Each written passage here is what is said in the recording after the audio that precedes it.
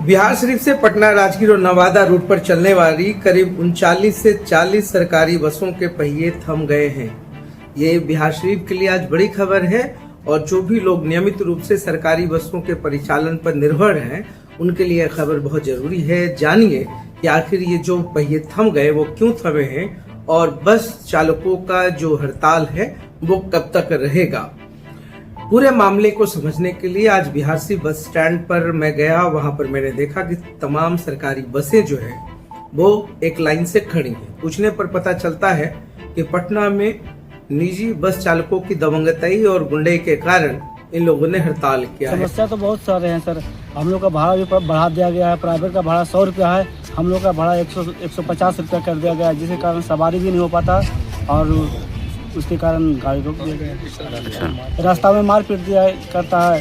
वो आपका कुम्हार मालिक जो है वो हम लोग को गाड़ी आने नहीं देता है। टाउन दिखा गाड़ी भी घुमा दिया जाता है। ऊपर से हम लोग को दबाव दिया जाता है गाड़ी हर दिन जाना चाहिए। गाड़ी जाएगा कैसे जब तक हम लोग को पैसा ही नहीं हो पाता है। टिकट भी काट दिया जाता है पूरा।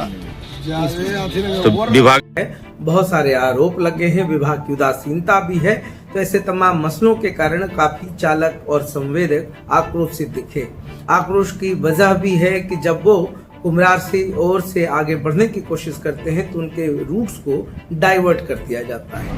और ये पदाधिकारी को इस बात से अवगत करा दिया गया है कि जो पटना से बिहार गाड़ी आती है चालक और संवाहकों को मारपीट किया जाता है।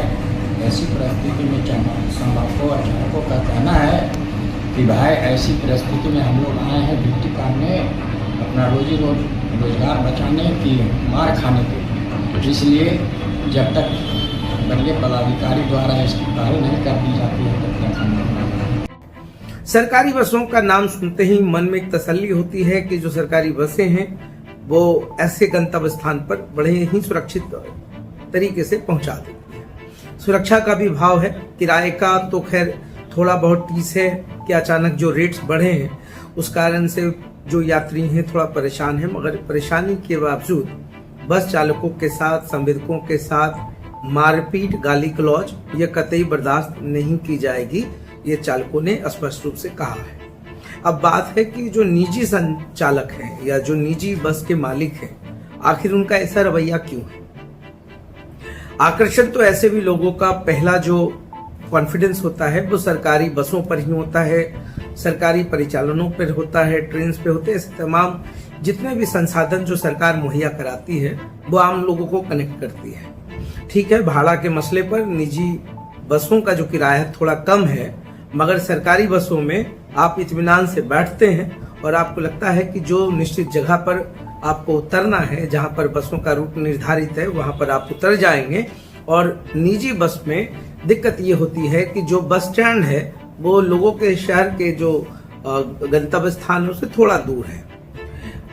बहुत सारी बातें हैं, बात करने पर यह भी दर्द सामने आ रहा है कि सैलरी समय पर नहीं दी जा रही है। अब जो भी चालक हैं या जिनके परिवार हैं, महीने भर का राशन है, महीने भर का खर्च है, महीने भर का दर्द है। अगर समय पर सैलरी नहीं आती है तो एक परिवार उससे प्रभावित हो जाता है। निजी बस मालिकों का क्या, उनके अपने संसाधन हैं, अपने तामझाम है, मगर ये सैलरी समय पे नहीं मिलने का कारण मुझे भी समझ में नहीं आता है कि आखिर किनके हाथों में कमान सौंपा गया है जो इस तरीके से चालकों को परेशान करते हैं। बहुत सारी बातें हैं, 40 बसें हैं और अगर ये बंद अचानक ठप हो जाएंगे तो फिर क्या होगा। यात्रियों के लिए फजीहत है कि सुबह सुबह उठ करके वो समय पर पहुंच रहे हैं बस स्टैंड। उनको लग रहा है कि भैया किसी को एयरपोर्ट जाना है, किसी को पटना जाना है, किसी को काम है, तो वो बड़े आराम से कि चलो सरकारी बस है हम बैठ जाएंगे।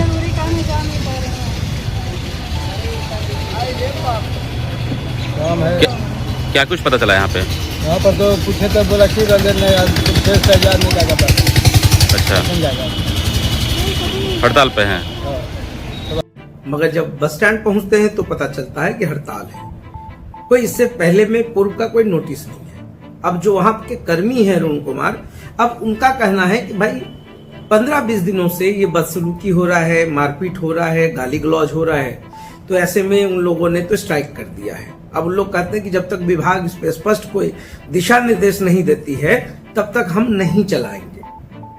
वो ठहरे कर्मी, कर्मी हैं, डिपो में बैठते हैं, उनका अपना एक परेशानी है कि अगर इसी तरीके से परिचालन ठप रहेगा तो फिर कैसे काम चलेगा। अब विभाग को कहा गया है, अब विभाग कितने फुर्तीले ढंग से इसको लेती है ये बहुत महत्वपूर्ण है, क्योंकि रोजमर्रा की जिंदगी से जुड़ा हुआ एक अहम हिस्सा है सरकारी बस। अब विभाग को दिया गया है, मंत्री थे इससे पहले तत्कालीन श्रवण कुमार जी, उनके आने के बाद एक आस थी कि 4 दीवारी बनेगा, हाईटेक बनेगा। उन्होंने कहा भी था कि इस पूरे बस स्टैंड को बनाएंगे। इस 4 दीवारी का मुद्दा मैंने भी उठाया था उस समय। इस वीडियोस को बहुत प्रेम से देखा गया, अच्छे खासे लोगों ने इसको सराहा, तो उम्मीद थी। मगर अभी देखिए बाउंड्री तो बना, मगर उसके बाद का सारा काम ठप है। तो सरकारी आदेश, सरकारी घोषणा, नेताजी का घोषणा, अब के जो वर्तमान में परिवहन मंत्री हैं, अब उनको ये तो पूरे चीजों को देखना होगा, ये पूरे समझना होगा कि परेशानी है। सरकारी बस जो होता है एक तरीके से हेल्पलाइन है सभी के लिए, रोजमर्रा के जीवन से जुड़ा हुआ है। अब निजी बसों की मनमानी के कारण, उनके मारपीट के कारण अगर आम आदमी सफर कर रहा है तो ये तो सरकार को सोचना पड़ेगा, और कोई गाली गलौज ही क्यों करेगा। मेरा मानना है कि जो भी चालक हैं या जो कर्मी हैं उनके साथ मारपीट क्यों।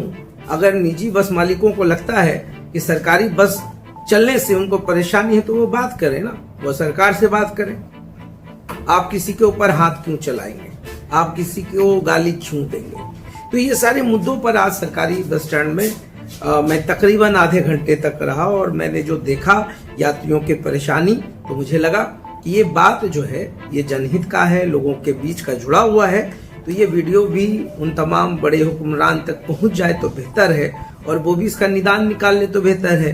डीटीओ हैं, एसडीओ हैं, डीएम हैं, तमाम लोग हैं, परिवहन विभाग के लोग हैं, उनसे बात करें। तो अब सारी निगाहें अब सरकार की ओर है, सारी निगाहें विभाग की ओर है। सरकारी जो विभाग है, उनके जो मंत्री हैं, अब वो क्या फैसला लेते हैं, कितने हित में ले पाते हैं, या आश्वासन की भेंट, ये फिर ये तमाम चीजें चलेंगी, वो देखना होगा। तो देखते रहिए साथ। बहुत बहुत धन्यवाद।